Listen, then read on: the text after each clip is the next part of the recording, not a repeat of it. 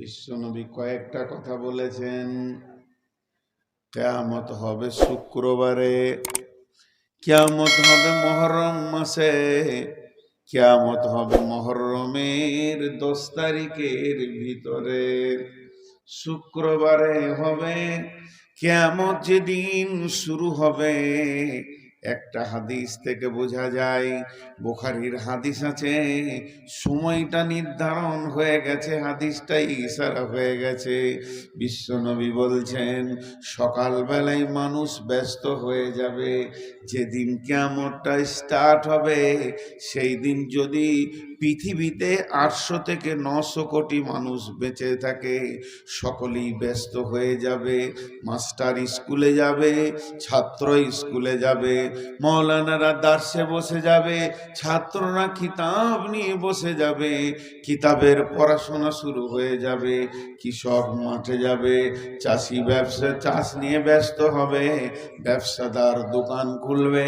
সকাল বেলায় আল্লাহর নামে দোকানটা যেই খুলবে, খোলার পর কাপড়কে সামনে রেখে বুখারীর হাদিসে বলছেন একজন খরিদ্দার এসে বলবে তোমার কাপড়ের দাম কত।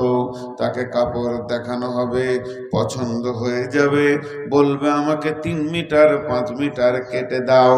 এই কাপড় কাটতে যাবে, কাপড় দোকানি তার হাতে কাঁচিটা ধরে কাপড়টাকে ধরে চাপ মারতে যাবে, আর খরিদ্দার টাকাটা বের করে হাতে ধরে থাকবে, কাঁচিতে চাপ দিতে পারবে না, তার আগেই সুর ফুঁকে যাবে। ওয়ানফিকা ফিস-সূরি ফাসাইকা মান ফিস সামাওয়াতি ওয়াল আরদি ইল্লা মান শাআল্লাহু সুম্মা নুফিকা ফীহি উখরা ফাইদা হুম কিয়ামুন ইয়ানজুরুন।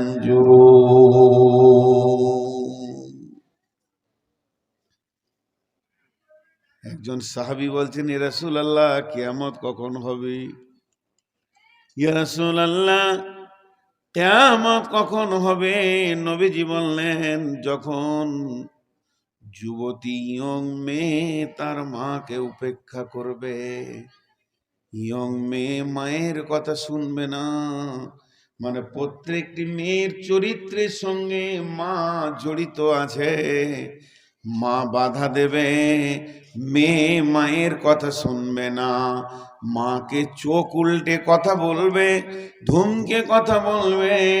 সেই দিন তুমি জেনে রেখো কিয়ামত কাছিয়ে গেছে। অনেকগুলো কথা বললাম, এবার হাদিসটার দিকে যাব। হাদিসটার দিকে যাওয়ার আগে ছোট্ট একটি উদাহরণ দিব।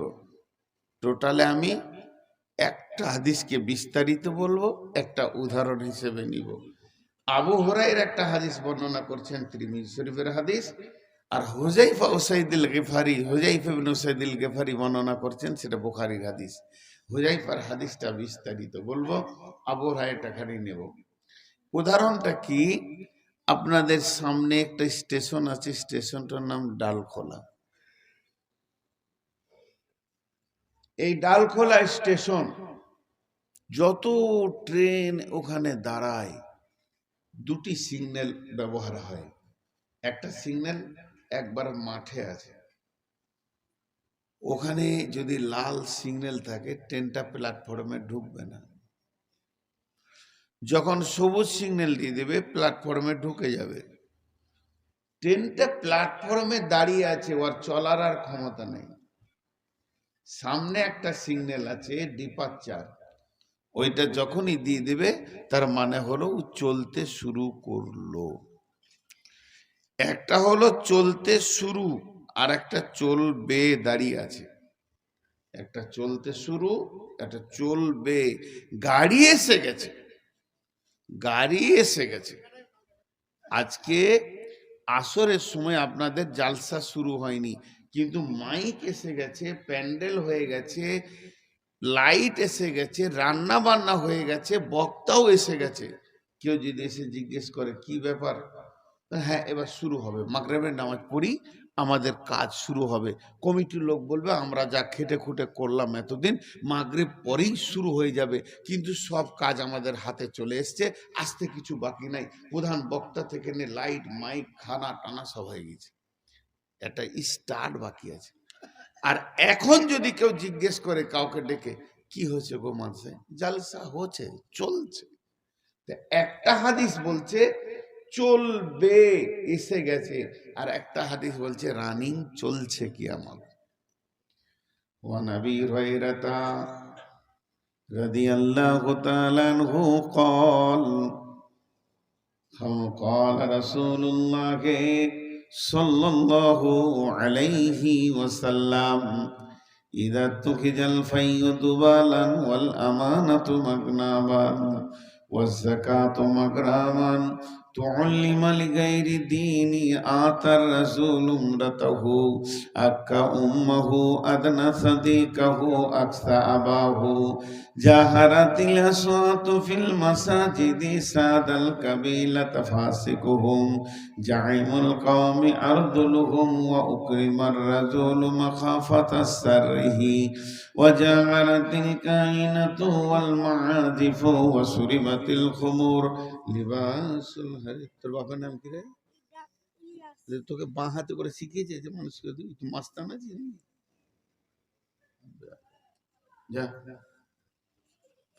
وجاهرت الكائنة والمعازف وسربت الخمور لباس الحرير لان هذه الأمة أولها فارتكموا عند ذلك ريحا حمراء। দেখেন কত মুরব্বী মানুষ, আহা আল্লাহ সুস্থতা দান করুন, এত রাত জেগে এই লোকগুলো কত আল্লাহকে ভালোবাসে।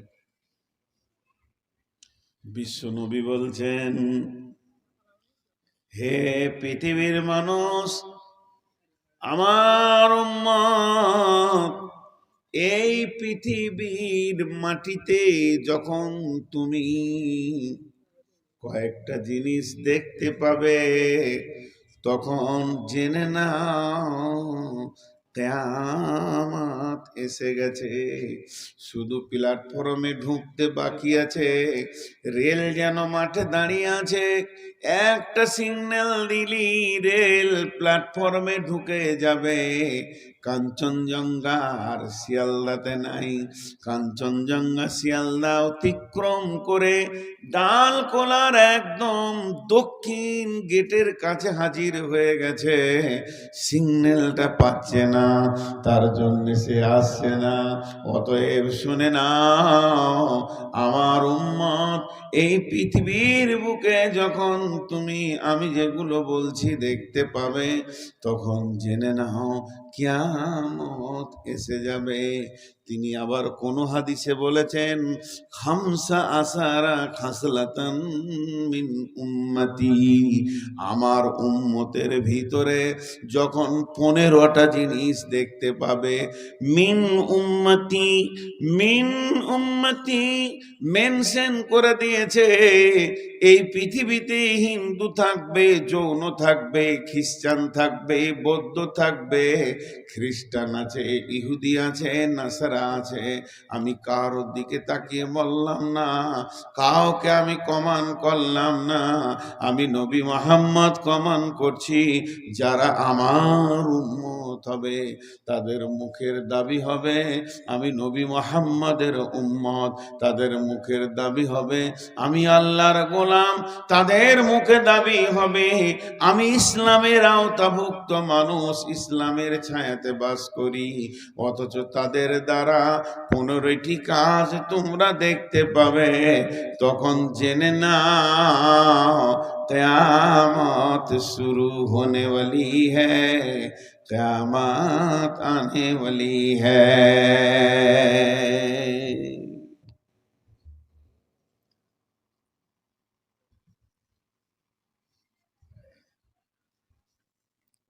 কিয়ামত শুরু হতে চলেছে, এক সেকেন্ডের নয়। নাম্বার 1, ইযা তুকিজাল ফাইয়্যদু বালান, যখন জনসাধারণের মাল নেতারা লুটে লুটে খাবে। জনসাধারণের মাল, বিপিএল এর মাল, এপিএল এর মাল, ইন্দিরাবাসের মাল, সড়ক যোজনার মাল, বিধবা ভাতা, বয়স্ক ভাতা, আপনার নানা রকম সরকারি মাল যা বরাদ্দ হবে সাধারণ মানুষের জন্যে, তাতে মিম্বার আর প্রধান লুটে লুটে লুটে লুটে শেষ করে দিবে। এমন একটা জামানা আসবে, জেনে নাও কিয়ামত কাছিয়ে গেছে। জনসাধারণের মাল, সরকারি বরাদ্দ মাল লুটে খাবে। হাজি ভাই, আপনারা শীতে হলো মুখটা একবার খুলেন, বর্তমান প্রধানরা ফেরেস্তা, পঞ্চায়েত মেম্বাররা লুটছে কি লুটছে না? আরে হ্যাঁ না বলে না? লুটে শেষ করে দিচ্ছে। তাহলে কিয়ামত আর বেশি দূরে নাই। ওয়াল আমানাত মাগনামান, আমানতের খিয়ানতি চলবে। মসজিদের টাকা, মাদ্রাসার টাকা, গ্রামে জামাতের টাকা, সর্দারি টাকা, বাইতুল মালের টাকা, ক্লাবের টাকা, পার্টির টাকা, যার কাছে আমানত রাখা হবে ওই আমানতের খিয়ানতি চলবে। আসল আমানত আর ফিরে পাওয়া যাবে না, আমানতদার লোকের অভাব হয়ে যাবে। জনসাধারণের মাল মিম্বার প্রধানে লুটে খাবে, আমানতের খিয়ানতি চলবে। ওয়াযাকাত মাগরামান, সারা বছরের আল্লাহর যে ট্যাক্স একটা আছে, সোনার যাকাত, চাঁদের যাকাত, পশুর যাকাত, মালের যাকাত, যাকাতুল ফিতর, যাকাতুল ওসর, যেগুলো আল্লাহর তরফ থেকে বরাদ্দ আছে, এই মালগুলো দিবে না। এগুলো দিতে তাদেরকে বড় কষ্ট লাগবে, এগুলোকে তারা মনে করবে জরিমানা হচ্ছে, আমাদের উপরে চাপ সৃষ্টি করা হচ্ছে। যাকাত দিতে তাদের বড় কঠিন অবস্থা হয়ে দাঁড়াবে। ওয়াযাকাতু মাগরামান, তিনটে বলেছি, আবার আস্তে আস্তে আগাবো। তো আল্লাহ রসুল হজ্জাতুল বেদাতে যখন বিদায় নিলেন, 1.5 লক্ষ সাহাবী পৃথিবীতে ছেড়ে গেছিলেন, কম বেশি 1.5 লক্ষের সঙ্গে বক্তব্য রেখেছিলেন। এক একটা সাহাবী চরিত্রের দিক থেকে এক একটা আপার লেভেলের মানুষ ছিলেন। রাজনীতি নেতাকে কেন আল্লাহ আগে ধরলেন? বলবে ইসলামে রাজনীতি নাই, খালি আঙ্গুল টিপো, তসবিহ করো। জি না, ইসলামেও ইসলাম শিখিয়েছে রাজনীতি। ভাই আমার, ইসলাম শিখিয়েছে। বিশ্ব নবী এমন একজন নেতা ছিলেন, একজন খ্রিস্টান দার্শনিক বলেছেন, নবী মুহাম্মদ সাল্লাল্লাহু আলাইহি ওয়াসাল্লাম যদি আর 10 বছর বাঁচত, 10 বছর, তো পৃথিবীতে ইসলাম ছাড়া দ্বিতীয় কোনো ধর্ম থাকতো না। তিনি এত বিরাট বড় পণ্ডিত এবং বড় নেতা ছিলেন। তিনার হাতের তৈরি নেতা, তিনার হাতের তৈরি নেতা। জি ভাই, আজকে বলেন আপনার আমার ঘরের নেতারা কি অবস্থা করছে, সরকারি টাকা শেষ করে দিচ্ছে। আর রসুলের হাতের তৈরি নেতা একটা, তার নাম হযরত উমর।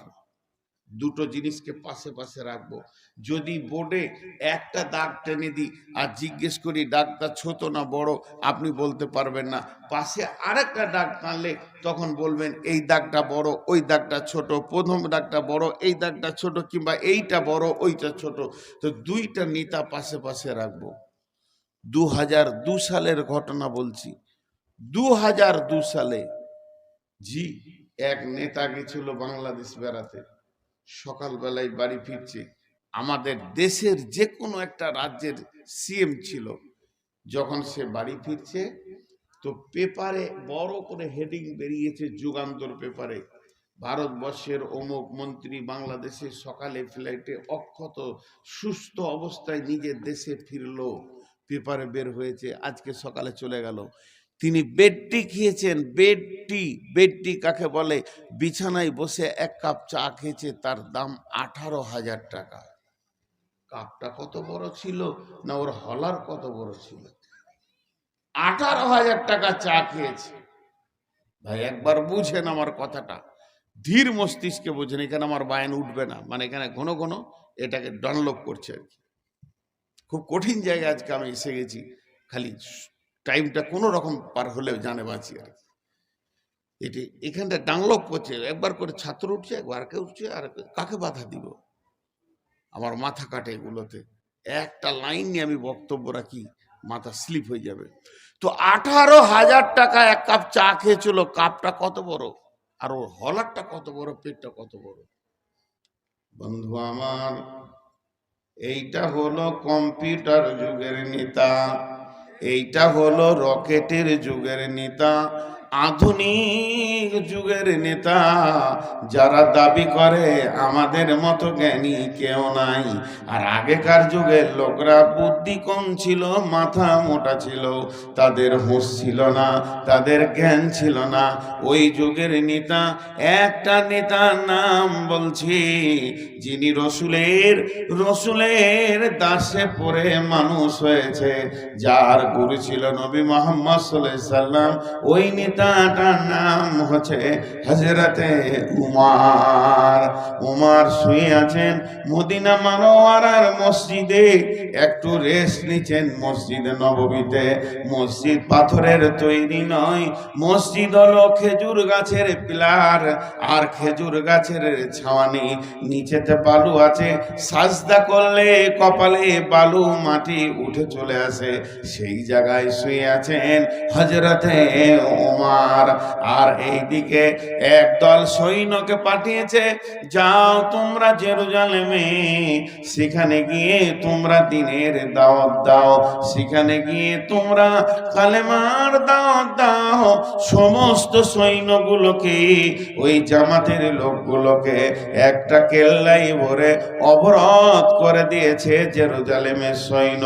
তার কারণ বলছে, আমাদের দেশে কোন জিনিস এলো, কোন ফিতনা এলো, এই বলে তাদেরকে অবরোধ করা হয়েছে। সঙ্গে সঙ্গে জেরুজালেমের যিনি প্রাইম মিনিস্টার, সেই যুগের যিনি প্রধানমন্ত্রী ছিলেন, স্বাভাবিক কোন লোক ছিলেন না। একটা জামানা ছিল আরবি শিক্ষিত আলেমরাই দেশ চালাতো, আর ব্রাহ্মণরাই দেশ চালাতো, পাদ্রীরা দেশ চালাতো, ধর্মযাজকদের হাতে দেশের হ্যান্ডেল ছিল। সে জামানায় চুরি ডাকাতি ছিল না, বেঈমানি ছিল না, রাহাজানি ছিল না, মানুষের মালের অপব্যবহার ছিল না।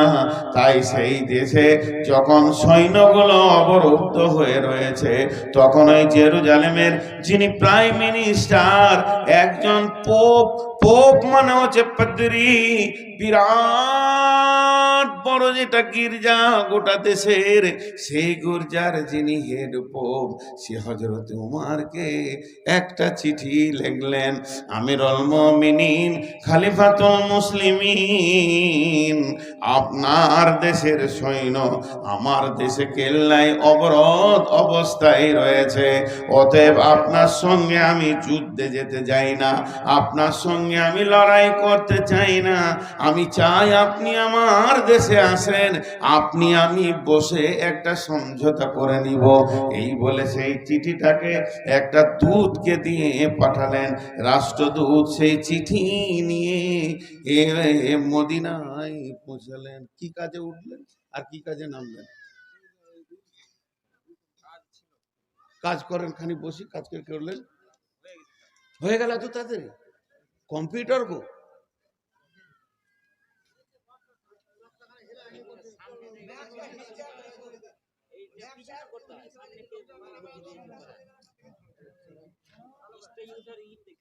আমার প্রতিবার মন কেটে যেছে, আল্লাহর কসম দিয়ে বললাম। ওই যে ইয়ং ছেলেগুলো আসছে, দপ দপ করে চলে যাচ্ছে।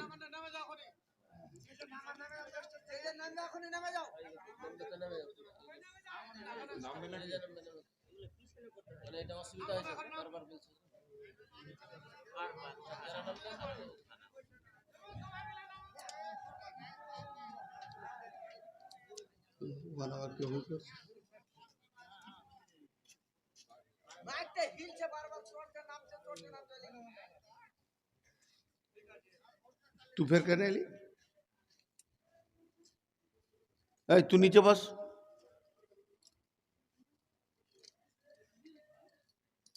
ওদের হইচই শুরু হয়েছে বসো বাবু তো যিনি চিঠিটা আনছেন একটা রাষ্ট্রদূত এটা ভাববেন ছোটখাটো তার ক্ষমতা নাই মদিনা মারওয়ারায় পৌঁছালেন পৌঁছানোর পর জিজ্ঞেস করছে আপনাদের পার্লামেন্ট কোনটা পার্লামেন্ট সংসদ শান শৌকতলা ঘর হবে সংসদ গোটা দেশের যেটা গদি সাইমম ঝরে পড়িয়াছে কুটির তুমি তো পরনি নরে নুয়ে খেজুর পাতার প্রসাদ তোমার বারে বারে গিয়াছে খয়ে সাইমম ঝরে পড়েছে কুটির তুমি তো পরনি নুয়ে খেজুর পাতার প্রসাদ তোমার বারে বারে গিয়াছে খয়ে ঝড় হয়েছে বৃষ্টি হয়েছে পাতাগুলো ঝরে পড়ে গেছে ছাদটা খালি হয়ে গেছে উমার রে তোমার শাসনটা তো মজবুত ছিল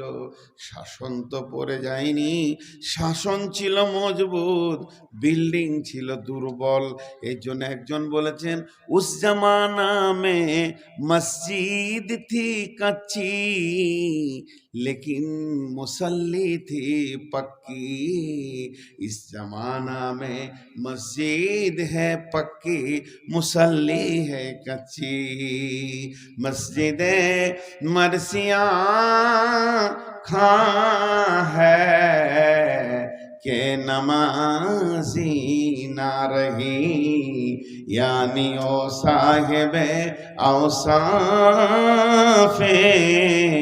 হিজাজি না রহে আল্লামা কবি ইকবাল বলছেন পৃথিবীতে যেন এক চেঞ্জ হয়ে গেল ওয়াইসে কম কি পুখতা খিয়ালি না রহে बरके ताबी न रही सोलाम काली न रही रह गए रस्म अजा रूहे बिलाली न रही मस्जिद मरसिया खा है के नमाजी ना रही यानी वो सा फलसफा रह गए तलकीने गजली ना रही यानी वो साहिबे औसाफे हिजाजी ना रही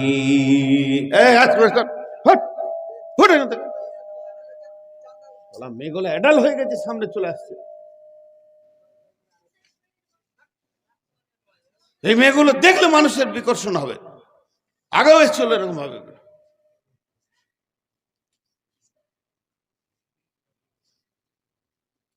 তো মসজিদ প্রথমে বক্তাদেরকে ধরেছে আল্লামা কবি ইকবাল আমার গলা শেষ হয়ে গেল আমি জোরে কথা বলি না আল্লামা কবি ইকবাল বলছে পৃথিবীতে বক্তা অনেক হয়ে গেছে আমাকেই ধরেন এক নম্বর চিটিংবাজ বেঈমান বক্তা কিন্তু খালি সুরেলি বক্তব্য দিচ্ছে যেন মানুষ আমার হয়ে যায় আমল করুক বক্তার নিয়ত নাই বেঈমান আমি প্রথমে এখানে যতগুলো লোক বেঈমান আছে সিরিয়াল নম্বর 1 এ নূর মোহাম্মদ আগে আছে আল্লামা কবি ইকবাল বলছে ওয়াইজে কম কি ও পুখতা খিয়ালি না রহি বরকে তাবি না রহি সোলা মাকালি না রহি আমি ঘর থেকে এসেছি টাকা ইনকাম করার জন্যে আল্লাহর কসম আমি ঘর থেকে এসেছি কি আমল করবে না করবে এটা আমার দেখার দরকার নেই আমি এসেছি আমার মার্কেটটা যেন ভালো থাকে আমার এলাকাতে লোক যেন আবার দ্বিতীয়বার নেই বায়ানটা এত মজবুত করে দিব লোক আমাকেই যেন চাই এই নিয়ে আমার বক্তব্য হচ্ছে এই জন্য পাবলিক আমল করছে না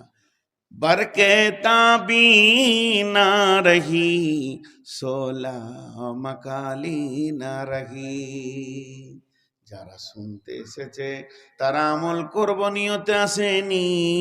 কোন বক্তা কেমন বলে, কার বলার ভঙ্গিটা ভালো কার খারাপ, ওই নিয়তে তারা এসেছে।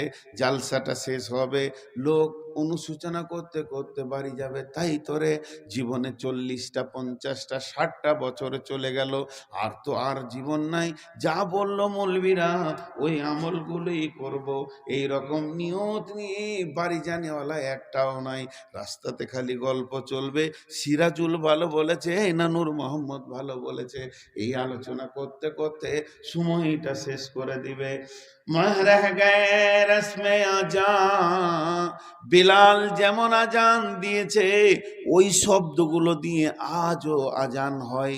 যতগুলো মসজিদ আছে বেলালের মতো করে আজান দেয়, একটা শব্দ বাড়ায় না, একটা শব্দ কমায় না। কিন্তু বড় দুর্ভাগ্যের বিষয়, বেলালের যে অন্তর নিয়ে আজান দিত ওই অন্তরটা একটা মুয়াজ্জিনের এখন নাই। আজানকে উ উ উ উ উ উ উ আউ আউ আউ আউ কত ভঙ্গি করে, কিন্তু মক্কা মদিনায় এখনো আজান হয় সাদাসিদে, আল্লাহু আকবার আল্লাহু আকবার, হালকা হালকা আজান দেয়। দিলটাদের শেষ হয়ে গেছে। মসজিদে মারসিয়া কা হয়, মসজিদে মার্বেল পাথর লেগেছে, ছাদ হয়েছে, তলা তলা তলা তলা তলা তলা হতে 5 তলা মসজিদ বানিয়েছে। সুজাপুরে চলে যান, কালিয়াচকে চলে যান, প্রতিযোগিতা লেগেছে, একই পাশে দুটো মসজিদ পাল্লা দিয়ে উঠতে শুরু করেছে। কিন্তু জোহরের আজান হলে মাত্র 13টা মুসল্লি নাই। 5 তলাতে বাঁদর বাস করে, সারা জীবনে একবার উঠেছে কিনা কেউ জানে না।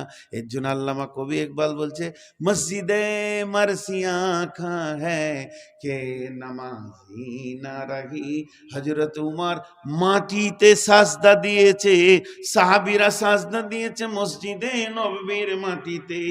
কপালে মাটি চলে এসেছে, নাকে মাটি চলে এসেছে, হাতে মাটি চলে এসেছে, কিন্তু তাদের কাঁচা মসজিদে ঈমান এত পাকা ছিল আল্লাহর আরশকে কাঁপিয়ে দিয়েছে। আবার ওই মসজিদে মার্বেল লেগে গেছে, নামাজের খবর ছাদের ওপরে পৌঁছায় না।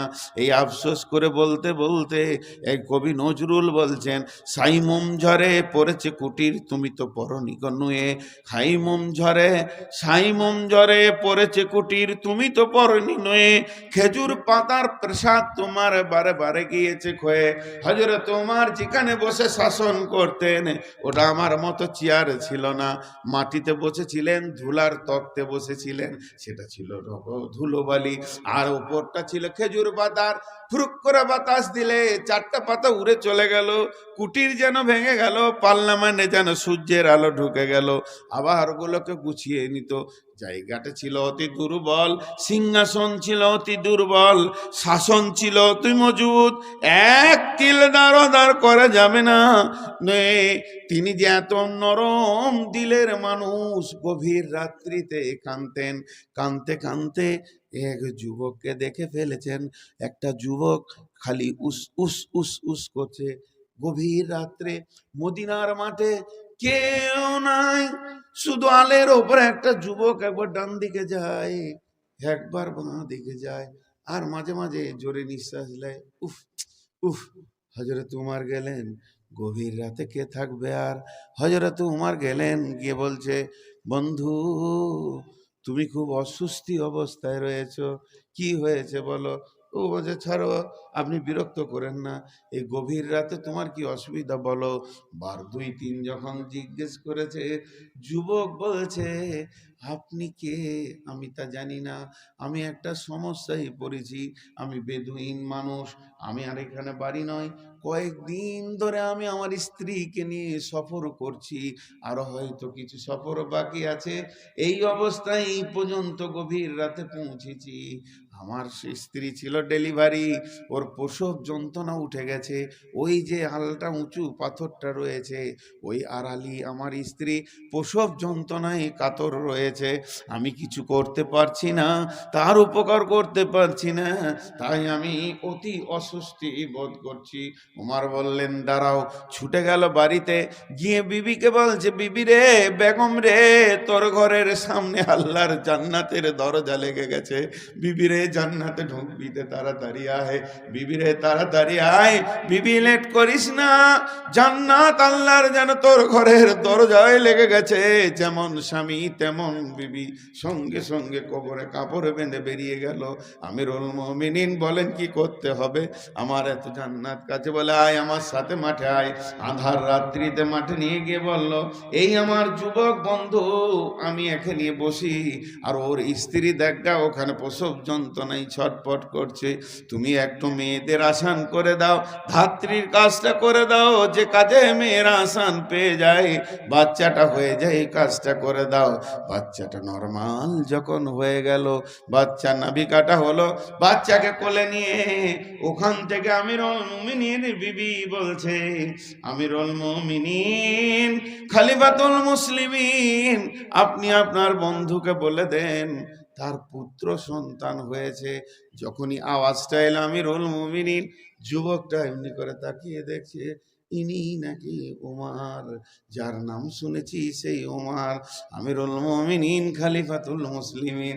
তাই তিনি বলছেন, কবি বলছেন, সাইমম ঝরে পড়েছে কুটির, তুমি তো পরনি নুয়ে, খেজুর পাতার প্রসাদ তোমার বারে বারে গিয়েছে ক্ষয়ে, তোমার শাসন এত মজবুত ছিল, তুমি কত কোমল নরম দিলের মানুষ, ধাত্রী কাজে নিজের বিবিকে লাগালে, কিন্তু আবার একদিকে ছেলেকে শাসন করেছো, একটা করার আগে ছেলেকে ছেড়ে দাওনি, তোমার শাসন এত মজবুত, তুমি এত মজবুত মানুষ। সেই ওমর লোক পাঠিয়েছে জেরুজালেমে, আর রাষ্ট্রদূত চিঠি নিয়ে চলে এলো জেরুজালেম থেকে। আমিরুল মুমিনিন খলিফাতুল মুসলিমিন, এটা আমাদের দেশে চিঠি পড়েন, চিঠিটা এমনি করে চোখ লাগিয়ে বলছে, আচ্ছা আমাকে ডাকা হয়েছে সেই দেশে, হ্যাঁ আমি সৈন্য পাঠিয়েছি সেখানে আল্লাহর দ্বীনকে প্রচার করতে, তাদেরকে কেল্লাই ভরে অবরোধ করা হয়েছে, তার জন্য আমাকে সেখানে ডাকা হয়েছে। আমিরুল মুমিনিন বুঝে নিলেন যে আমাকে সেখানে ডাকা হয়েছে। আহা, আমাকে ডাকা হয়েছে এই কথা যখন বুঝে নিলেন, আমিরুল মুমিনিন কি বলছেন, আসলামা আসলামা। আসলামাটা কে? আসলামাটা হচ্ছে রাজ কোষাগার থেকে, রাজ ভান্ডার থেকে ওকে একটা খাদিম দেওয়া হয়েছিল, একটা লোক, প্রধানমন্ত্রীর সঙ্গে থাকবে মাত্র একটা লোক, তার নাম আসলামা। আসলামা যেই ডেকেছে এসে বলছে, সালাম আলাইকুম। আমিরুল মুমিনিন আদেশ করেন, একটা উট রেডি করো, জেরুজালেম যেতে হবে, এখন দিন ইসলামের জন্য জেরুজালেম যেতে হবে, একটা উট রেডি করো। আসলামা উটটাকে এমনি করে সাজিয়ে নিয়ে এলো, যেই গেটে দাঁড়ালো, খলিফা উমার উঠে চেপে গেলেন, বিরহীন বিরতিহীন চলতে শুরু করলেন।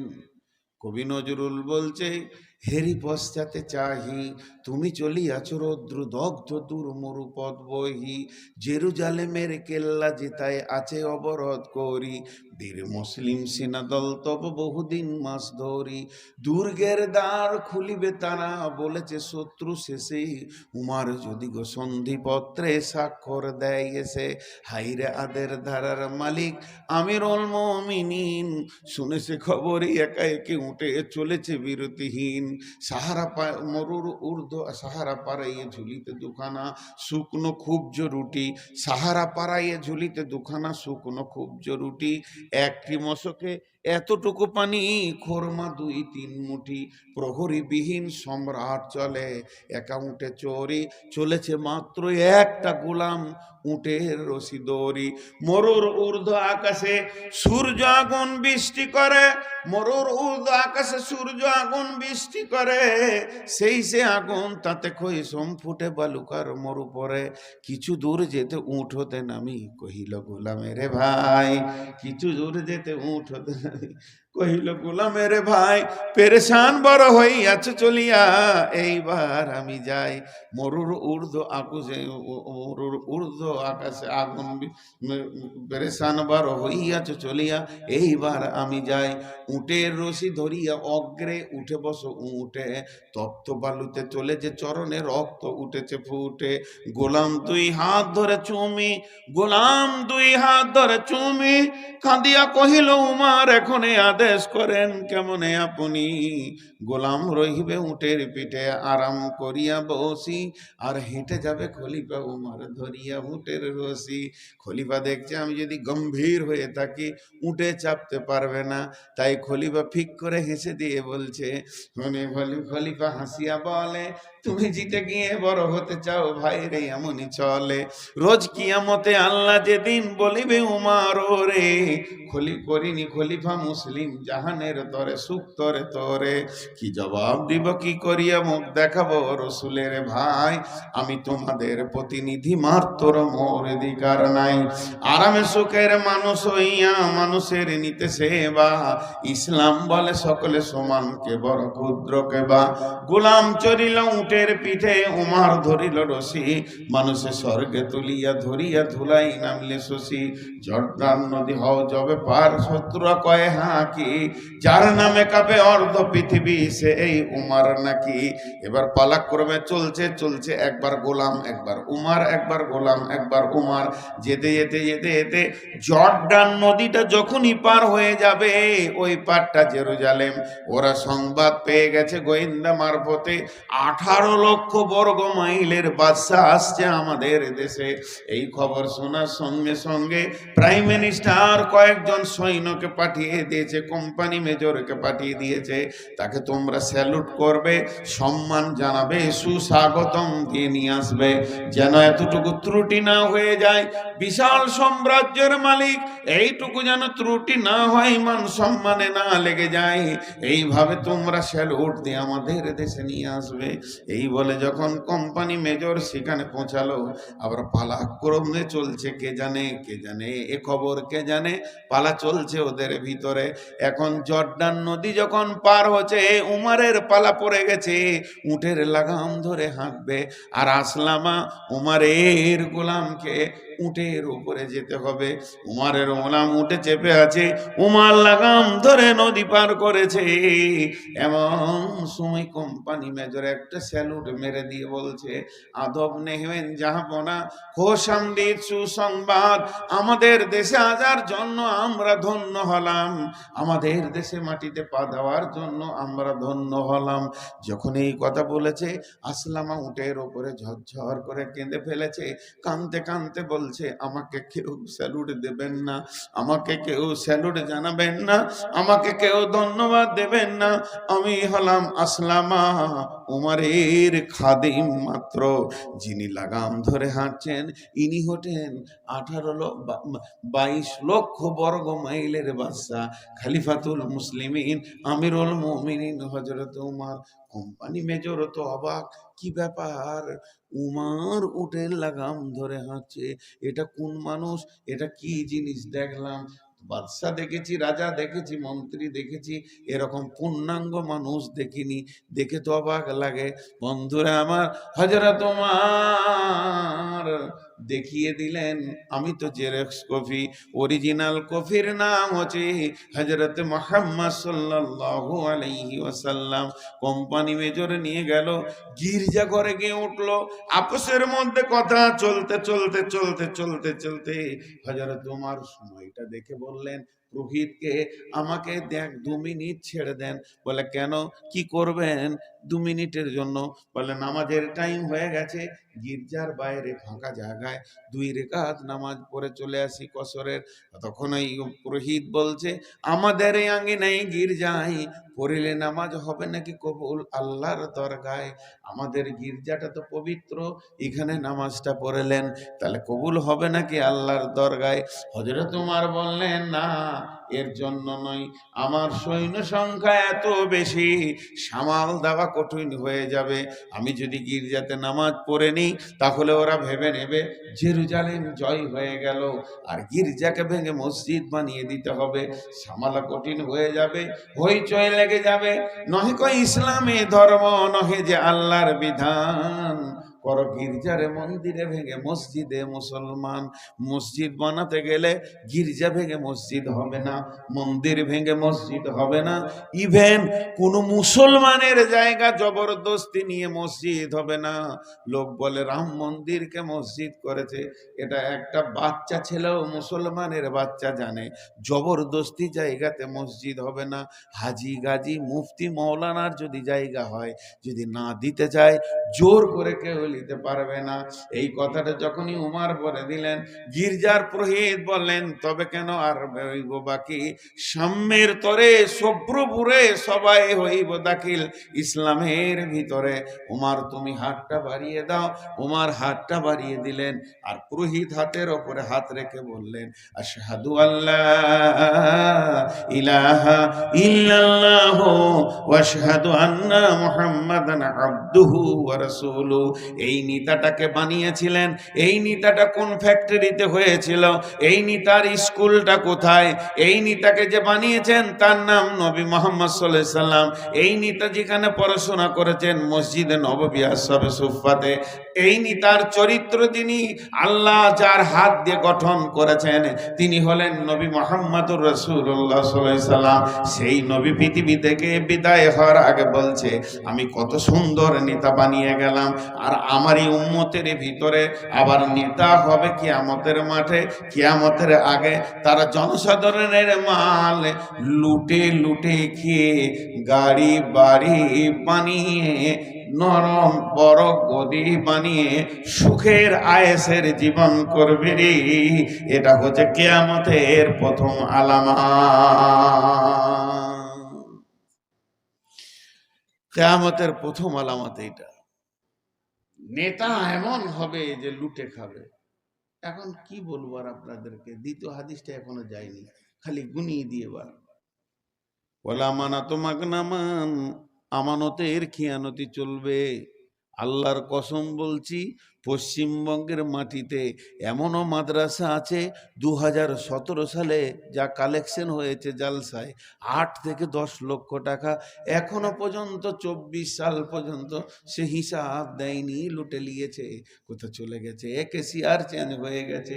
বহুত মসজিদ আছে, জমিগুলোকে বর্গা করে লুটে লুটে মুসলমানের বাচ্চা খাচ্ছে। খবরদার, দোষ দেবেন না, হিন্দুরা মুসলমানদেরকে কষ্ট দেয়নি।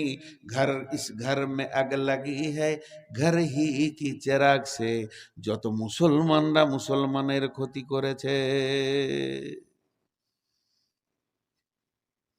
বলছে গালি দিয়েছে নবী মোহাম্মদকে, তাই ওকে মেরে ধরে পুড়িয়ে দিল। জীবিত মানুষটাকে মেরে ধরে পুড়িয়ে দিল। তোর হুঁশ হলো না? তুই তো মোহাম্মদের উম্মত, তোর মুখে দাড়ি কই? তুই তো সব থেকে বড় বেঈমান, তোকেই তো পড়ানো আগে দরকার। আল্লাহ রসুল একটা হাদিস বলেছেন, সেই হাদিস, যে আমার ইচ্ছা, আমার মনের ইচ্ছা, ভাষাটাই বলেছেন, আমার মনে ইচ্ছা হচ্ছে একদল যুবককে ডাকি আর লকড়ি জোগাড় করে ওদের ঘরগুলোকে জ্বালিয়ে পুড়িয়ে শেষ করে দিই, যারা আজান শোনার পর বাড়িতে নামাজ পড়ে। তার মানে বেনামাজি লয়, নামাজ পড়ে, মসজিদ যায় না, এই অপরাধের ঘরটা জ্বালিয়ে দিই। রসুলের ইচ্ছা। এখন যারা নামাজ পড়ে না তাদের ঘরে যদি সরকার ভেঙে দেয়, কি অন্যায় করছে? আজকে আল্লাহ রসুল যদি এই গদিতে বসে থাকতেন, উমর যদি গদিতে বসে থাকতেন, প্রথম পিঠের চামড়া আমার উঠত, আমার চামড়াটা আগে তুলতো। কোথায় পেলি এরকম জালসা করা? কোন শরীয়তে পেলে এরকম স্টেজ হবে, সভাপতি থাকবে যে জলসা করা, তারপরে টাকা লেনদেন আরো কিছু আছে। আর মেয়ে ছেলে সারা রাত জাগিয়ে মেলাতে নিয়েছে, হইচই করে মেলাটাকে তৈরি করে দেয়। আবার কোন মুফতি দুদিন আগে ফতোয়া দিচ্ছে মেলা জায়েজ আছে, ওটা মেলার মাল, মেলার রাতি ওটা হয়েছে বলেই ফতোয়া মুখ মারছে যে মেলা জায়েজ আছে। বেয়াদব, এগুলো সব চামড়া চলে যেত, আমাদের কারো থাকতো না। আমরা যে অবস্থায় দাঁড়িয়ে আছি আজকে, বেঈমান হালাতে দাঁড়িয়ে আছি। আর আমানতের খিয়ানত, যাকাতকে জরিমানা মনে করবে। বিশ্বনবী দুনিয়া থেকে চলে গেলেন, আবু বকর খলিফা হয়ে প্রথম খলিফা বসলেন। সময় আসলো জাকাত তোলার, জাকাতের ব্যাপারে আবু বকর এলান করে দিলেন। এলান করার পর জাকাত যখন তুলতে যাওয়া হচ্ছে, কেউ বলছে আর নবীজি বেঁচে নাই, জাকাত জমা করে কোনো লাভ নাই, নিজের নিজের খরচা করে দাও, জাকাত নিজের নিজের দান করে দাও। হযরত আবু বকর সঙ্গে সঙ্গে পার্লামেন্ট ডেকে দিলেন, সাহাবীদেরকে মসজিদে নববীতে বসতে বললেন। উনি লেকচার দিলেন জাকাতের উপরে। বিশ্বনবী জাকাতকে জমা করেছেন, আর আল্লাহ বলেছেন আতাজ জাকাত, জাকাত দান করার বলা হয়নি, জাকাতকে আতা করতে বলা হয়েছে। জমা করো, তোমরা এক জায়গায় করো। আবু বকর বললেন, বলো রে হে আমার রাসূলের সাহাবীরা, আমার সঙ্গীর চলার সাথীরা, জাকাতকে কি করা যাবে?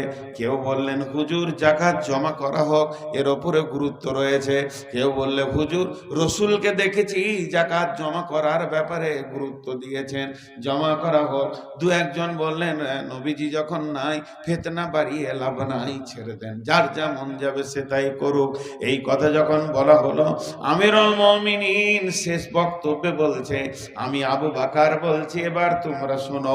আমি আবু বকর ব্যক্তিটা বলি নাই, আমার গদিটা বলছি, খলিফাতুল মুসলিমিন বলছে, যার উপরে একটা উট জাকাত ফরজ হয়ে যাবে, যার উপরে একটা উট জাকাত ফরজ হয়ে যাবে, ও যদি উটটা জমা করে উটের রশিটা বাড়িতে রেখে দেয়, তার বিরুদ্ধে আমার জিহাদ ঘোষণা থাকলো, তার বিরুদ্ধে আমার জিহাদ ঘোষণা থাকলো। উট দিতে হবে, উটের রশিটাও দিতে হবে, রশিটাও বাড়িতে রাখতে দেয়া হবে না। সমস্ত জাকাত পড়তে শুরু করলো। আল্লাহর নবী যখন জাকাত জমা করতে লাগলেন, একজন সাহাবীকে বললেন, তুমি জাকাতের দায়িত্বটা নাও, জাকাতগুলো ঠিক মতো উঠছে কিনা তুমি লক্ষ্য করবে। জাকাত ঠিক মতো উঠতে শুরু করে নাই, জাকাতে যেন ঢিলা রয়েছে।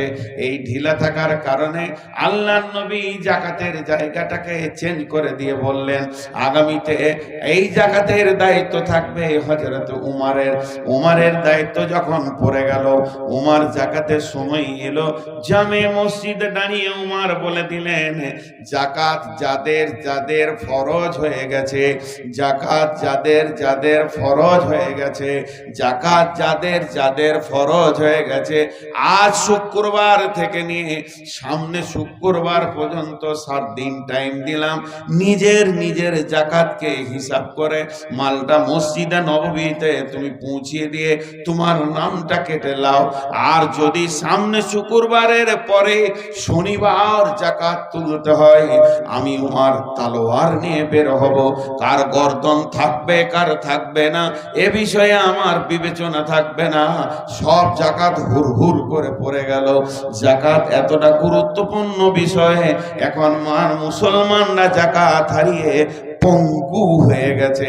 আজকে সেই জাকাতের ব্যাংকটাকে যদি ধরে রাখা যেত, গোটা ভারতবর্ষটা মুসলমানরা টাকার বিনিময়ে কিনে নিতে পারত। কিন্তু আল্লাহর রাসূল মুসলমানদের যে মেরুদণ্ড তৈরি করে চলে গেল, এই হাটটা ভেঙে শেষ হয়ে গেছে। আফসোস করে নবী বলছেন, নেতা হবে চোর আর আমানতদার হবে খিয়ানত করনেওয়ালা, জাকাত দেনেওয়ালা হবে জরিমানা দেনেওয়ালা। এ এগুলো কিয়ামতের আগে হবে রে। আতার রাসূল উমরাতাহ, মেয়েদের পেছনে পেছনে পুরুষেরা ঘুরবে, কুকুরের মতো ঘুরবে। আজকে মেলাতে যদি খেয়াল করে দেখতেন, পুরুষের পেছনে মেয়ে ছিল না, মেয়েদের পেছনে পুরুষ ছিল। যারা জালসার আসল মজাটা লুটতে এসেছিল, তাদেরকে প্যান্ডেলে ঢুকতে হয়নি, তাদেরকে এখানে বক্তব্য শুনতে হয়নি, তারা তাদের মজা লুটে নিয়ে চলে গেছে। যে মেয়েরা লুচ্চি ছিল, যে ছেলেরা লুচ্চা ছিল, এইরা মেয়েদের পেছনে ঘুরেছে। নবীজি বলছে, যেখানেই গ্যাদারিং হবে, হাটে বাজারে মার্কেটে যেখানেই ভিড় হবে, দেখতে পাবে মেয়েদের পেছনে পুরুষ লেগে আছে। আতার রাজুল উমরাতাহ আক্কা উম্মাহ, মাকে ধমকে কথা বলবে, বুড়ি মা, আদরিনী মা। ছেলের মুখে দুটি আদরের কথা শুনতে পাবে না, মাকে বলবে না জি মা কি বলছে মা, মা মা আমার বলো, মা মা তোমার কথা বলো আমি শুনবো। এরকম ভক্তি করে কথা বলবে না, বরং ছিরকে কথা বলবে। আল্লাহ বলছেন, আল্লাহ তানহার হুমা অকুল্লাহুমা কওলান কারীমা, তাদেরকে তুমি খবরদার ধমকাবে না। মাকে ধমকে কথা বলবে, বাপকে ছিড়কে কথা বলবে। আদনা সাদিকাহু, বন্ধুকে আপন আত্মীয় বানাবে, বন্ধুকে আপন আত্মীয় বানিয়ে আনন্দ উপভোগ করবে। আমার বেটার যদি বিয়ে হয়, আর এখানে যদি প্যান্ডেলে খাওয়া দাওয়া হয়, আর মিষ্টির বালতি কার হাতে? আমার বেটার বন্ধুর হাতে। মিষ্টির বালতি কার হাতে? মাংসর বালতি কার হাতে? আর পরজির বালতি কার হাতে? সব যেন বেটার বন্ধুরা দরাদরি করছে, তার বউকে দেখছে, আনন্দ লিছে, হইচই চলছে। আমার নিজের রক্তের ভাতিজা একদম গাছতলায় বসে বসে ডাকলে দুটি খেছে নাই, খেছে না। রক্তের আত্মীয়র কোনো মূল্য থাকবে না, বন্ধুকে নিকট আত্মীয় বানাবে। আদনা সাদিকাহ আকসা আবাহু, জাহারাতিল আতওয়াত ফিল মাসাজিদে, মসজিদে জোরে জোরে জোরে জোরে জোরে জোরে গল্প করবে, মসজিদকে আড্ডা খানা বানাবে। মসজিদটা এমন হইচই শুরু হয়ে যাবে, মার্কেটের মতো বড় বড় মুরব্বী লোক মসজিদে গল্প করবে। সাদাল কাবিলাতা ফাসিকুহুম, সাদাল কাবিলাতা ফাসিকুহুম, সাদাল কাবিলাতা ফাসিকুহুম। এটা এত গুরুত্ব কথা বন্ধুরে, একটু ধ্যান দিয়ে শুনেন। প্রত্যেকটা গ্রামের পঞ্চায়েত মেম্বার হবে লুচ্চা, চরিত্রহীন লুচ্চা।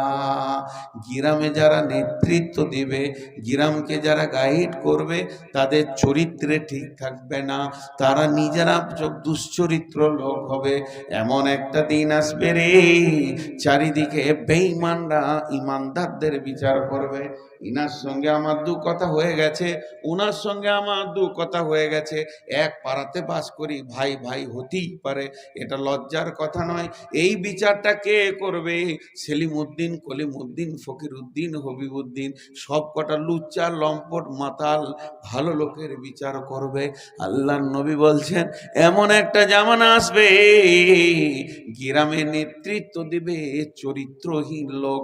নিজে 40টা মেয়েকে নষ্ট করেছে, 12টা মেয়ের সাথে সম্পর্ক রাখে, ওই আবার গায়ের রেপ কেসের বিচারের হাকিম হবে।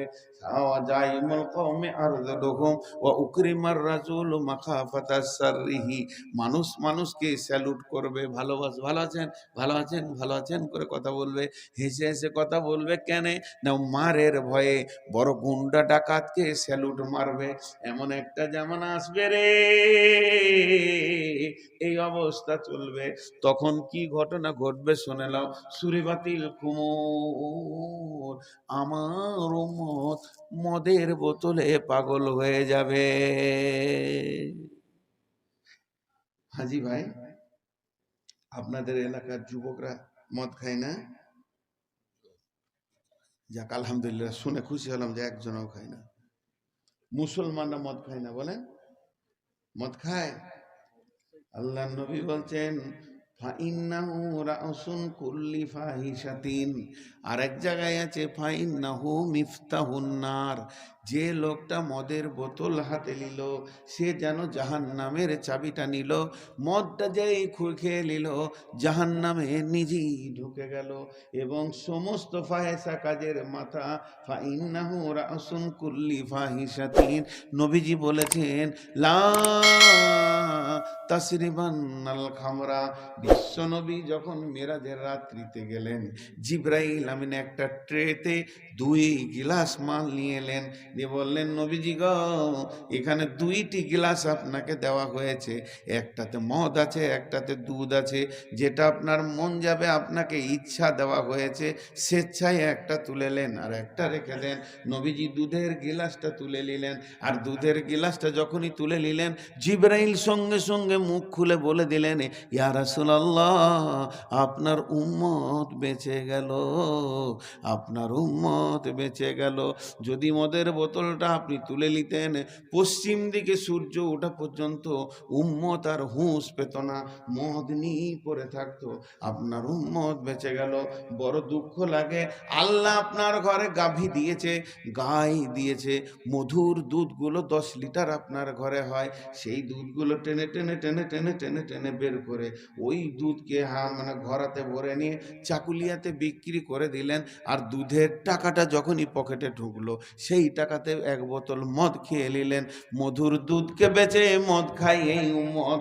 আল্লাহর নবী বলছেন ওয়াসুরিবাতিল খুমর, এমন একটা দিন আসবে রে আমার উম্মত মদের বোতলে পড়ে যাবে। ওয়ালিবাসুল হারির, রেশমের পোশাক পরবে।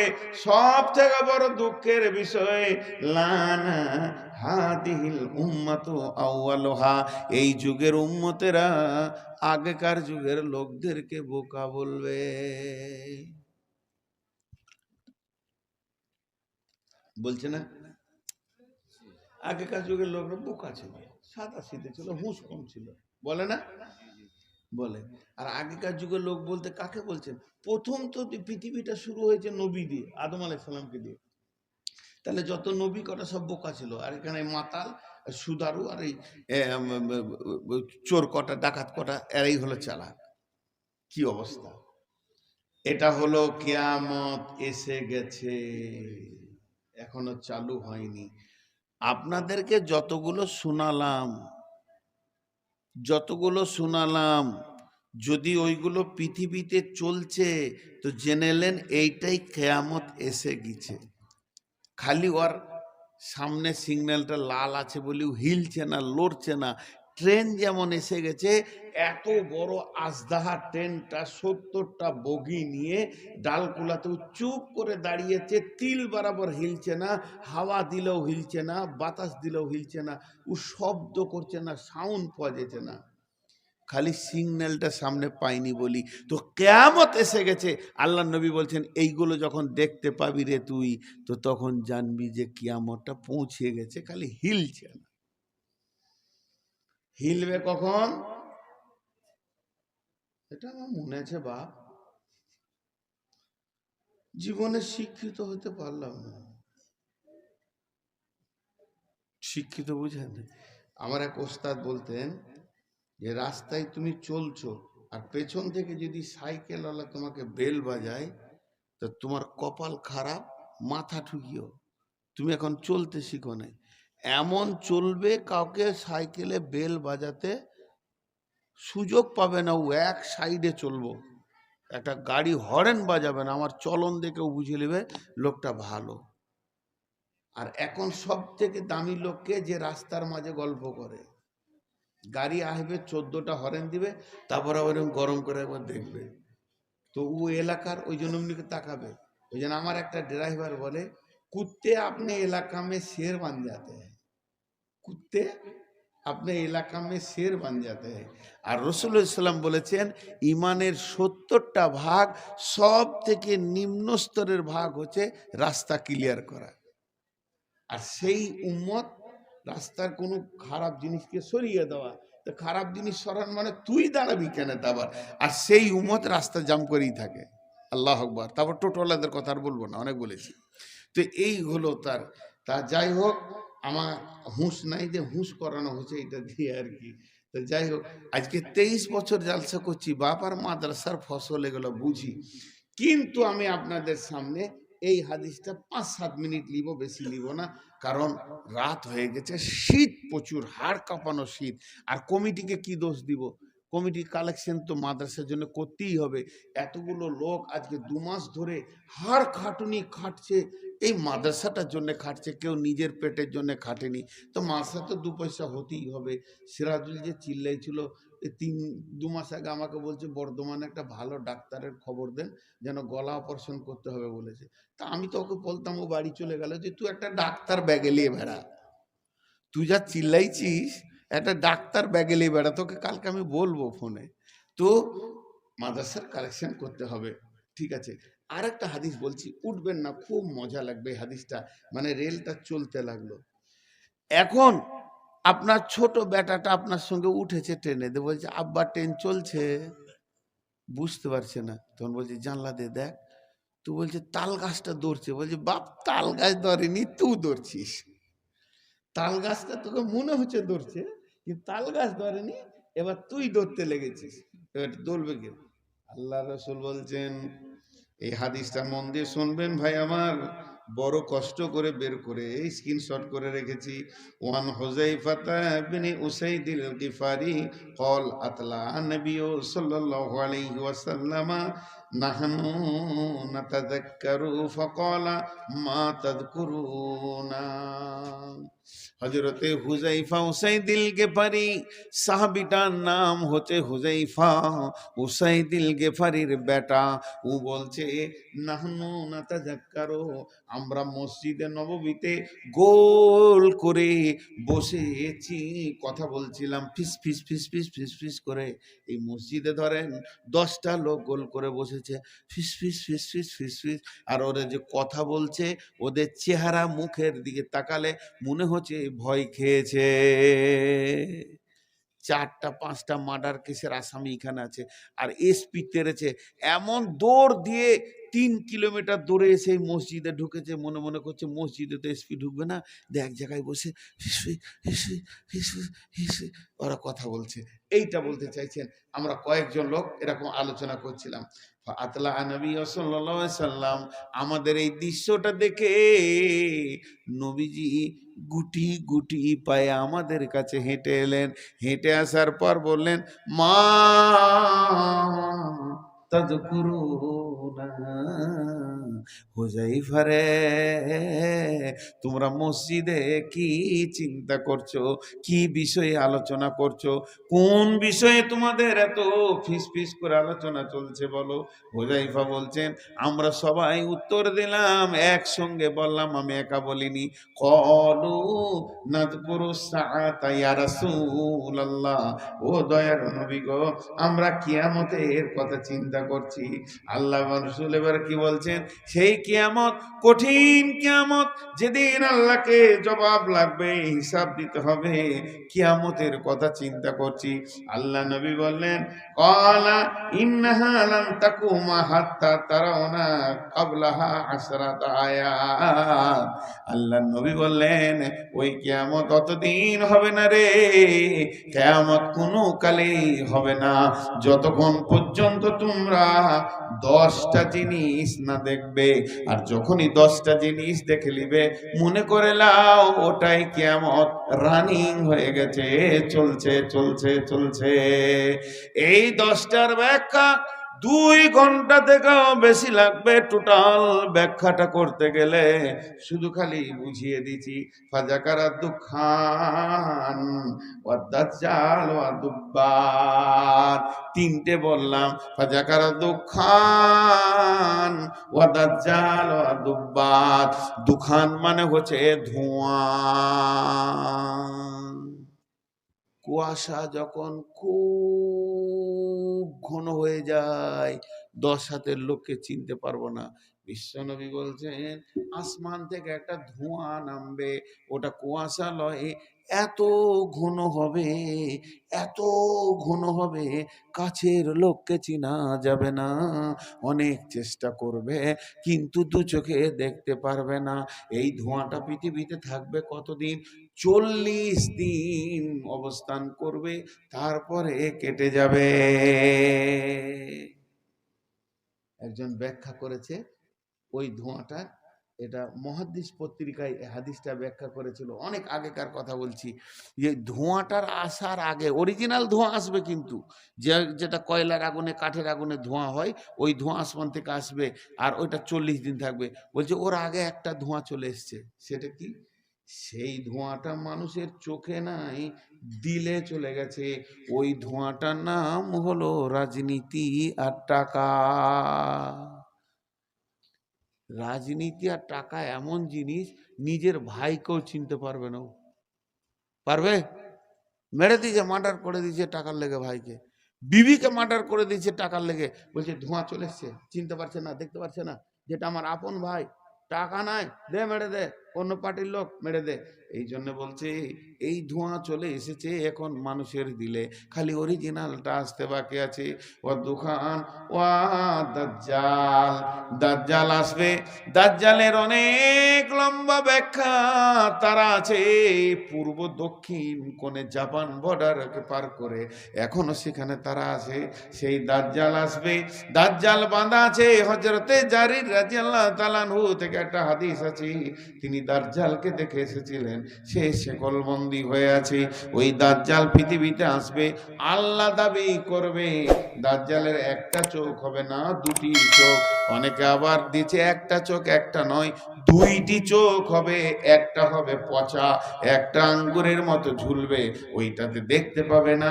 আর একটা চোখে দেখবে, সে নিজেকে আল্লাহ বলে দাবি করবে, ওকে যে আল্লাহ বলে মেনে নেবে, ওকেও জান্নাতে দেবে, আর যে মানবে না তাকে কেটে ফেলে দিবে, আবার বাঁচাবে, কিন্তু এরপরে মারতে গেলে আর পারবে না। আল্লাহকে এমন ক্ষমতা দিয়েছে। এর জন্য বিশ্ব নবী প্রত্যেকটা নামাজের ভিতরে দাজ্জালের ফিতনা থেকে বাঁচার দোয়া করেছেন। আল্লাহুম্মা ইন্নী আউযু বিকা মিন আযাবি জাহান্নাম ওয়া আউযু বিকা মিন আযাবিল কবরি ওয়া আউযু বিকা মিন ফিতনাতিল মাসীহিদ দাজ্জাল। অতএব ওই দাজ্জাল পৃথিবীতে আসবে, সেই দাজ্জাল আল্লাহ দাবি করবে, লম্বা ব্যাখ্যা থেকে গেল। তারপরে আসবে কি? দুব্বাতুল আরদ, দুব্বাতুল আরদ, দুব্বাতুল আরদ, দুব্বাতুল আরদ, জমিন ফেরে একটা পশু বের হবে। রকেটকে তো 17 মিনিট লাগে বিশ্বকে এক পাক দিতে, গোটা পৃথিবীকে এক পাক দিতে রকেটকে 17 মিনিট লাগে। আর ও চোখের পলকে পৃথিবী ঘুরবে, চেহারাটা হবে মানুষের মতো, সামনে পা দুটি হবে বাঁদরের মতো, পেছনকার পা হবে উটের মতো, শরীরটা হবে উটের মতো। এই ব্যাখ্যাটা তাফসীরে মাজাহিরের মধ্যে দিয়েছে। এই রকম তার চেহারা হবে, ডান হাতে মুসার লাঠি, বাম হাতে সুলাইমানের আংটি থাকবে। সারা বিশ্বকে সে ঘুরবে, সে যেন মানুষের স্প্রিট করবে, কাউকে কেটে দেবে, কাউকে লাঠি মারবে। এই দুব্বাতুল আরজ নামে পৃথিবীর বুকে আসবে। আল্লাহর নবী বলছেন দুব্বাত আসার পরে অতল শামসি মিনাল মাগরিবিহা, এতদিন পূর্ব দিকে সূর্য উঠছিল, এবার পশ্চিম দিকে সূর্য উঠে যাবে, তওবার দরজা বন্ধ হয়ে যাবে, মানুষ কাঁদাকাটা করবে, কোনো লাভ হবে না। অনুজুল ঈসা ইবনে মারইয়াম আলাইহিস সালাম, অনুজুল ঈসা ইবনে মারইয়াম আলাইহিস সালাম, ঈসা আলাইহিস সালাম চতুর্থ আসমান থেকে দুইটি ফেরেশতার ঘাড়ে হাত দিয়ে পৃথিবীর পশ্চিম দক্ষিণ কোণে তত্তর করে না মাটিতে নামবে। তার আগে চলে আসবে ইমাম মেহেদী। ইমাম মেহেদী এসে দিনের মেহনত করবে। ইমাম মেহেদী কাউকে পাবে না। এই ঈসা আলাইহিস সালাম যখন পৃথিবীতে আসবে তখন সঙ্গী হবে, ইমানদারদের ক্ষমতা বাড়বে, ইমানদাররা একটু সুস্থি পাবে। একদিকে ইমাম মেহেদী, একদিকে আপনার কিনা ঈসা আলাইহিস সালাম। এরপরে শুরু হয়ে যাবে ইয়াজুজ মাজুজের আসা। ইয়াজুজ একটা দল, মাজুজ একটা দল। এই দল সারা পৃথিবীতে ছড়িয়ে যাবে, এমন ছড়াবে ঘাটে মাঠে যেখানেই যাবে কলহ বিবাদ, মার মার মার মার, কাট কাট কাট কাট লেগে থাকবে। প্রত্যেক অশান্তির মূলে হবে তারা। এই ইয়াজুজ মাজুজের ব্যাখ্যা রয়েছে অনেক লম্বা, সূরা কাহফের ভিতরে ইয়ার ব্যাখ্যা দিয়েছে। এই ইয়াজুজ মাজুজের দল সারা পৃথিবীকে ভ্রমণ করবে। সর্বভূক যা পাবে তাই খাবে, কাট কাট মার মার লেগে থাকবে এদের ভিতরে। সর্বভূক হবে ইয়াজুজ মাজুজের দল। এর অনেক লম্বা ব্যাখ্যা বাদ দিয়ে শর্টে বলছি, এই ইয়াজুজ মাজুজের দল, আর ওদের সাথে থাকবে দাজ্জাল, আর এইদিকে থাকবে ইমাম মেহেদি আর ঈসা আলাইহিস সালাম। এরা আল্লাহর কাছে কাঁদবে, আল্লাহ আল্লাহ, এই বেঈমানদের সাথে পারছি না, আল্লাহ তুমি এর ব্যবস্থা করো। যেই বলবে ব্যবস্থা করো, প্রত্যেকটি ইয়াজুজ মাজুজের এই ঘাড়ের শিরদাঁড়া, হাড় যেটা মেন হাড় উঁচু হয়ে আছে, ওইখানে একটা করে ঘা হবে, বিষাক্ত ঘা। ওই ঘায়ের ওষুধ দুনিয়াতে থাকবে না, এমন যাতনা হবে ওই ঘায়ের। এক ঘায়ের সব শেষ, পোকা শেষ, ষাঁড় শেষ, ষাঁড়ের পোকা শেষ, আর একজনে বেঁচে থাকবে না। কি থাকবে? লাশ আর লাশ, ঘাটে লাশ, মাঠে লাশ, রাস্তায় লাশ। ঈসা আলাইহিস সালাম আবার হাত তুলবেন, আল্লাহ এত লাশের মাটি দেবে কে? Crore crore billion million. বলেছে ইয়াজুজ মাজুজের যা তীর ধনুক হবে, সেই যুগের ইমানদাররা 40 বছর জ্বালানি করে খাবে। কত কত হবে ওদের সংখ্যা, তাহলে চিন্তা করলেন। এই ব্যাখ্যাটা তফসিরে মাজার থেকে বলছি। তো ওরা 40 বছর ধরে ওইটাকে মানে জ্বালানি করে খাবে। তাই লাশ যখন গাদা হয়ে যাবে আবার কাঁদবে লাগে, আল্লাহ এতগুলো লাশ কি করে কয়েকটা মুমিন সামালবে? এমন সময় আল্লাহর হুকুম হবে, সমুদ্রের ভিতর থেকে ছোট ছোট আবাবিল পাখির মতো হোক বড় তিনটি, এক একটা পাখি ঝাঁ করে আসবে, আর একটা পাখি তিনটে লাশ নেবে, দুই পায়ে দুটা, ঠোঁটে একটা, আবার সমুদ্রে চলে যাবে। এইভাবে এত পাখি আসবে, সমস্ত লাশগুলোকে নিয়ে সমুদ্রের ভিতরে চলে যাবে। এই লাশগুলি যখন শেষ হয়ে যাবে, মুষলধারে বৃষ্টি হবে। বৃষ্টিটা হবে একদিন নয়, দুদিন নয়, টানা 40 দিন চলবে। এই বৃষ্টিটা যখন শেষ হয়ে যাবে, পৃথিবীতে একটাও বেঈমান থাকবে না, বেঈমান থাকবে না। এই অবস্থায় পশ্চিম দিকে সূর্য উঠে যাবে। সালাসাতা খুসুফিন, খুসুফিল মাগরিবি, খুসুফিল মাশরিকি, খুসুফিল জাজিরাতিল আরাব। আর এই তিনটে ভূমিকম্প হয়ে পৃথিবীটা চূর চূর হয়ে যাবে। একটা পূব দিক থেকে পশ্চিম দিকে যাবে, একটা পশ্চিম দিক থেকে পূব দিকে আসবে, একটা আরব কান্ট্রির সমুদ্র উপকূল থেকে হবে। আর ভূমিকম্পটা যখনই শেষ হয়ে যাবে, সূর্য ওয়াতাখরিজুন নারা বিল ইয়ামান, কেউ বলছে ডান দিক থেকে, কেউ বলছে ইমান প্রদেশ থেকে, ইমান দিক থেকে, কেউ বলছে ডান দিক থেকে। পৃথিবীতে ফেটে একটা আগুন বের হবে, বিরাট বড় অগ্নিগিরি। ওই অগ্নিগিরিটা দুই ভাগ হয়ে সারা পৃথিবীটা এমনি করে ঘিরে নিবে। আর ওই আগুনটা আস্তে আস্তে ছোট হবে, মানুষগুলোকে তেরে তেরে তেরে তেরে কিয়ামতের মাঠে নিয়ে যাবে। যত ছোট হবে মানুষ দৌড়বে, মানুষ ক্লান্ত হবে, বসবে, শুবে, ঘুমাবে, আগুন দাঁড়িয়ে থাকবে, আবার তারবে, আবার তারবে, নিয়ে গিয়ে তাদের সুন্নাসা ইলাল মাহসার, সমস্ত মানুষগুলোকে কিয়ামতের মাঠে দাঁড় করিয়ে দেবে। এটা রানিং কিয়ামত, এটা রানিং কিয়ামত। ভাই এই জিনিস বি আপনার আমার বুঝে আসুক আর না আসুক, বি। এখন মাদ্রাসার জন্য আপনাদের কাছে মাত্র 5 মিনিট টাইম নিচ্ছি, উঠবেন না আল্লাহর হস্তে, হাতগুলো ধরে বলছি, উঠবেন না। আমার ছোট হোক বড় হোক, মা বোন, আপনাদের কাছে যেভাবে ছাত্রীরা কালেকশন করছে, ওদের হাতে টাকা দিয়ে, না বালক ছোট ছাত্রী দিয়ে টাকাটা পাঠান। আর আপনারা কেউ আছেন আল্লাহর গোলাম, 2000 1000 দেনেওয়ালা, 5টা মিনিট আপনাদেরকে বসিয়ে রাখবো, তারপর ছেড়ে দেবো। বলেন কেউ আছেন? 2000 5000 দেনেওয়ালা মাদ্রাসা ভাই কালেকশন করতে হবে, এটা না হলে চলে না মাদ্রাসা। আজকে পশ্চিমবঙ্গে মাদ্রাসার হালাত হচ্ছে কালেকশনই চলে। অনেক বড় ব্যাখ্যা আপনাদের সামনে ধরেছিলাম, মনে করেছিলাম প্রাণ খুলে বায়ান করব, কিন্তু রাতের শেষে হয় না। মানুষের একটা মেন্টাল আছে, 12টা পার হলে বায়ান ভালো হয় না, আর শ্রোতারাও শুনতে ভালো চায় না। যেখানে আমাকে 12টার আগে দেয় সেখানেই ভালো হয় দেখেছি। অতএব কোন আল্লাহর গোলাম আছেন 1000 2000 5000 10000 1000 করে 10 জন বলেন, আমি শেষটা দেখি একটু আপনাদের। কেউ আছেন আল্লাহর গোলাম রসুলের উম্মত কেউ আছেন ভাই? এই এই এই এই মেহনতে একটা ছেলে ইংরেজিতে বক্তব্য দিল, ভালো লাগলো। একটা আরবিতে দিলে আরো ভালো লাগতো। ইংরেজি তো রে বাবা গলি গলি মিশন হয়ে গেল, আরবিটা উড়িয়ে গেল। তো আফসোস থাকে আরবির ওপরে। তো বাস আলহামদুলিল্লাহ, শিখছে যখন সবই শিখবে, শিক্ষা যখন হচ্ছে সবই হবে। কেউ আছেন আল্লাহর গোলাম? আল্লাহর গোলাম কেউ আছেন? একটা 1000 টাকা চেয়েছি, বেশি লয়, একজনও দিলে না। আমরা যে মাটিটার উপরে বসে আছি এইটাই কিয়ামতের ময়দান হবে। কিয়ামত আসমানে হবে না, কিয়ামত